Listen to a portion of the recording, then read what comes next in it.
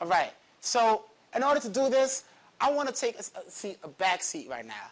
I've made a lot of assumptions, and I kind of just, like, the kids didn't really believe in themselves. I didn't really motivate them to really understand what it meant to be capable of getting an A. I think a lot of them just were kind of like, well, Mr. Sales says we're going to get an A. Yeah, I guess we're going to get A's.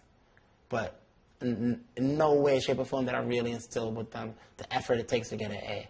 I said all this stuff about being before school, after school, during lunch, but I didn't really let them know what the importance of that was. So you need to really make them see the big picture early on, so it doesn't end up being fourth advisor and people trying to get, like, now they're trying to get an A because they needed to get a C for the year. So the first expectation of me as a teacher is that I'm going to apply rules and consequences fairly and consistently, both positive and negative. What does that mean? What does that mean? Aaron? We got rules for people that want to act good, we got rules for people that want to act bad. That's one part of it. But tell me if you guys have ever been in a situation like this before. Have you ever seen this in your whole school career? All right? Let's say on the same day, the second day of school, right? Still early. Lavera and John both talk while I'm talking. Lavera starts talking. I'm like, Lavera, come on. Shh. Be quiet. Okay, Lavera? You know better. Quiet down. And then Johnny goes, whispers something to Lindsay. I'm like, Johnny, get out of my class. Johnny, get out of my class now. I do not have people talking in my class. Out. That's kind of extreme, but have you ever seen something close to that before? Yeah. All right. In order to make sure that I don't do that, there are very clear rules and consequences. If you break the rule, I'm going to put your name on a board. In the beginning of the school year, you know, like, the mistake that I made is just like, I just had to really develop my teacher self. I didn't really feel much like a teacher, and it seemed really unnatural to be very strict. It seemed very unnatural to put forth all this effort to make order.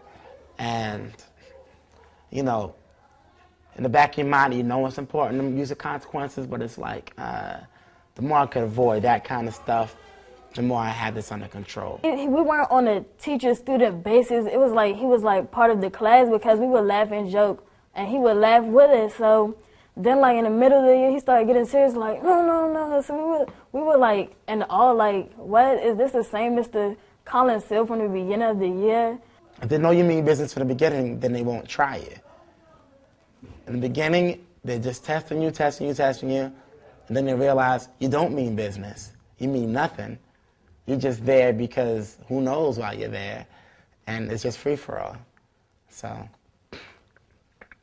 it's a lot harder to get it in the end, and everyone already knows that, but the good thing is it's still possible to get it at any point. You could always make changes. You know, he's got his game face on. He's more serious about our work. He wants us to come after school, lunch, and after school. And this morning, I actually did come for help because I needed help on the homework. And another thing is that even if you're strong in the beginning, no one says that these consequences are going to work for the whole year, even if they work in the beginning. So you still have to be flexible. You still have to be on your top game and realize that discipline is, like, very important.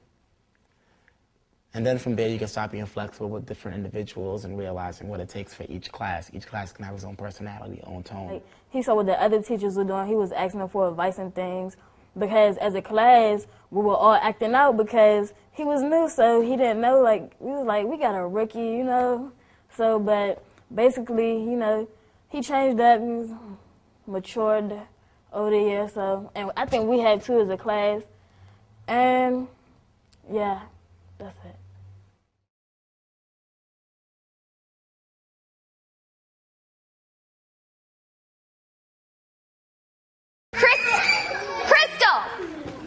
I have had enough. I have had enough.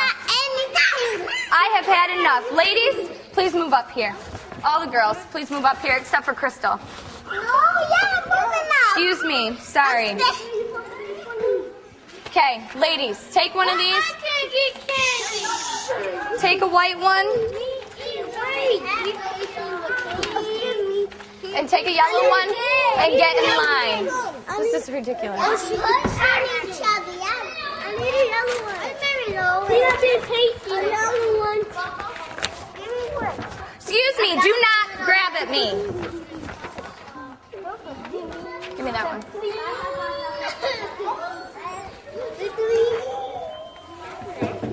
Crystal, put your hands down. Excuse me. Stop, guys. Okay, boys, come out. Come out. Come out.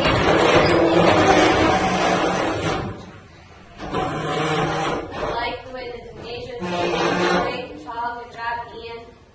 Nice job. All right. Go ahead, take a one. Take a two.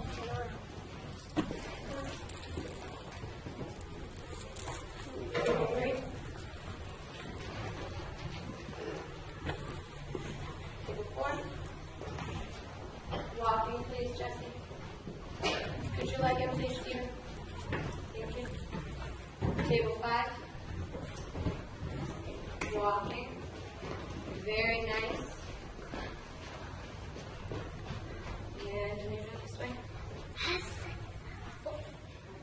Okay, who remembers what our best time was?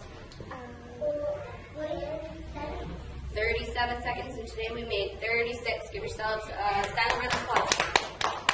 Nice job. Wow, we're getting faster every single day. Could you please sit on your bottom? I need to see everyone sitting perfectly pretzel leg like a superstar, please. Michael. Thank everyone. Thank you very much. Raise your hand if you can tell me what you were going to do when you go back to your desk. I'm going to call you. Desiree. What else are you going to do besides folding your hands? Destiny. I called on Destiny, but thank you for answering, Destiny. Take out your book baggie, and Desiree said fold your hands. All right, let me see what row is ready to go first.